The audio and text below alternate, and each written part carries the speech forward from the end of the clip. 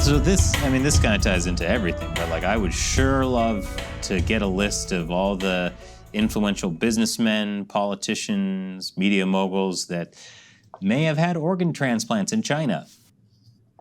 Yeah, I mean, there's certainly several pieces of information that we've gotten that many of the senior CCP officials have certainly done it, and they're getting their organs from the forced organ harvesting business that's going on in China. And yeah, there's probably I would be scared to guess at the amount of foreign folks with power of some sort that have gone to China and benefited from them killing people for their organs. I mean, in China, you can schedule an organ transplant like 2 weeks from now. That's impossible anywhere else in the world. And if you were, a powerful government official or a billionaire and you needed an organ, why would you wait for, the American donation system where you might have to wait a couple years? And possibly die while you're waiting. Yeah. Or schedule it in China. Maybe In don't ask 2 some weeks. questions. Yeah, it's created. I mean, that's one clear example of a broader pattern where the CCP has done something that really casts this grotesque, disgusting shadow over the world. I mean, by creating a system where if anybody is about to die and you've got enough money or power or both, you can come here, we'll kill some for you, and we'll give you their organ in 2 weeks. What kind of temptation, what kind of sort of moral standard does that send out to the world to have that available, to tempt the entire world with that kind of thing? And they do it in other sectors too. Forced organ harvesting is just one of the more grotesque examples. Yeah, people who have had organs transplants in China and people who went to Epstein Islands. Those are the two lists I would really like to get someday. Yeah. But now in that Venn diagram, that's the list in the middle there, right? Yeah. There might be a significant overlap. It's that's sort of the moral area that we're talking about here. Yeah.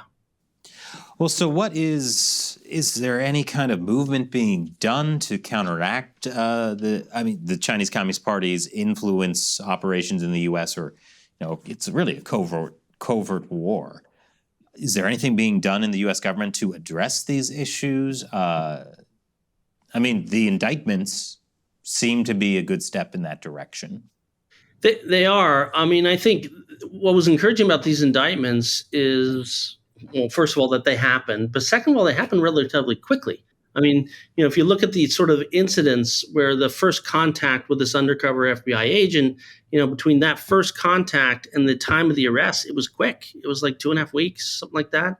And admitted, I'm sure they've been watching at least the John Chen fellow for a while, but that was pretty quick. And the fact that they would move that, first of all, that they'd be watching him, second of all, that they would move that quickly, that seems like an encouraging sign. And again, this indictment happened just weeks after the previous one of the folks running the police stations here. So I think that's interesting. Who knows what the DOJ fully knows and what their next move is. But I thought that was pretty encouraging. I also think it's encouraging that it's been very slow, admittedly, but these countries, and in this case, states, Texas, starting to pass laws with real teeth to go after forced organ harvesting. So I think actually last night or tonight, the Texas law goes into effect, where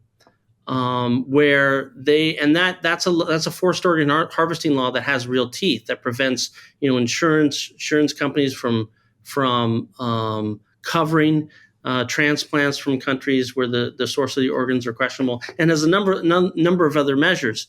And that's sort of, there's the Stop Forced Organ Harvesting Act that's going through Congress, and there's been at least half a dozen other countries that have passed legislation with real teeth. So again, next to the horrific nature of this crime, way too late, way too little, but it's something, and it's gaining steam. And now that we're starting to see both at the federal and the state level things like this happening, that's also encouraging. And I think we mentioned it earlier. I think a Canadian university dealing with the Chinese Students and Scholar Association, I believe at least one Canadian university actually closed their CSSA when it became very clear that they were working closely with the consulate. Yeah, and I think over the last 5 years, we've seen significant numbers of Confucius Institutes being closed.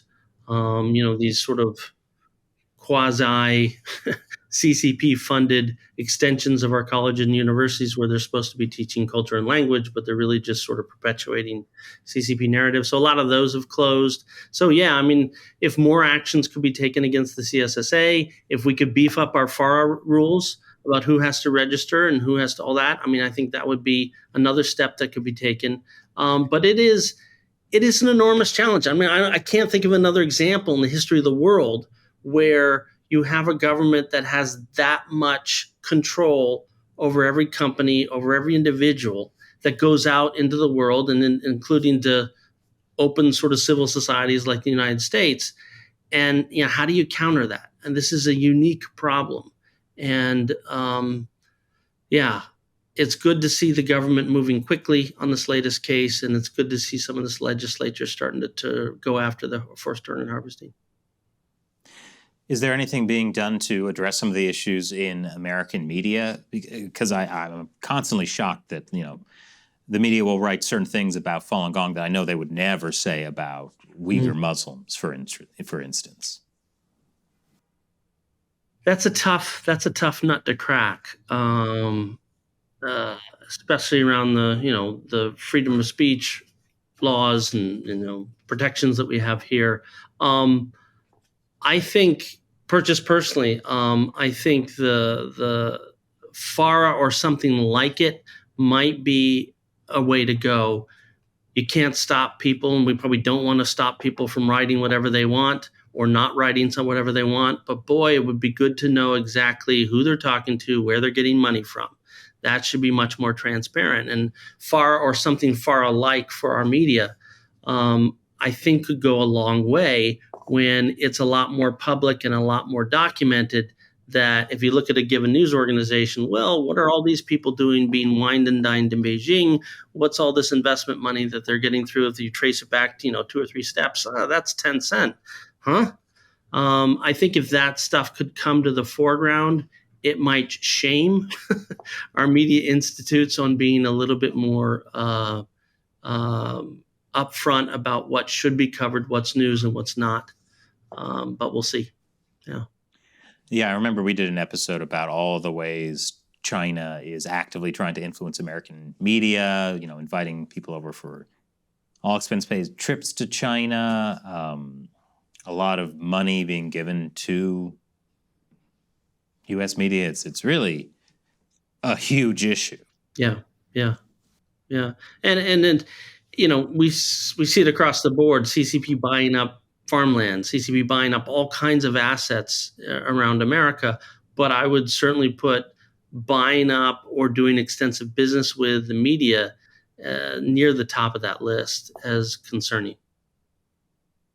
Well, I mean, when most of the media is owned by like one of 5 mega corporations or owned by individual billionaires, that's very dangerous. Yeah, and that's what we've seen that over the last. I mean, it's gotten a lot worse over the last 5 years, I'd say, but yeah, that's been going on for a while. Well, Levi, thank you very much for joining us again. Thank you. I feel bad about the world I live in. Thank you. Well, at least sometimes, even though we live in the world that makes us feel that way, it's good that you have you guys around to at least put a smile on our face a little bit while we're going through it. So I appreciate that. But who puts a smile on my face? Not you, Matt. You don't put a smile on my face. No, I only put a smile on my own face when I make a joke that no one else laughs at. Or gets the entire continent of India mad at us. Yeah, that was funny to me. But I was going to say, no, Levi, I actually feel kind of positive because the latest indictment shows that the U.S. government is at least aware and trying to do something, even if it's only a small step. It's at least a step in the right direction. Yeah, I agree with that assessment. Thanks again for joining us. Levi, if somebody wants to learn more about the Falun Dafa Information Center, where do they go? I'd go to our main website, which is faluninfo.net, which is FALUNINFO.net, faluninfo.net. And there. So you've had that since like the 90s, right? The .net? Yeah. I was going to say, I don't hear too many .nets. Yeah, we're one of the last holdouts. But yeah, you can read all the latest news. We also have a bunch of special reports, and we also have an area where we've got video and documentaries can watch about some of these issues.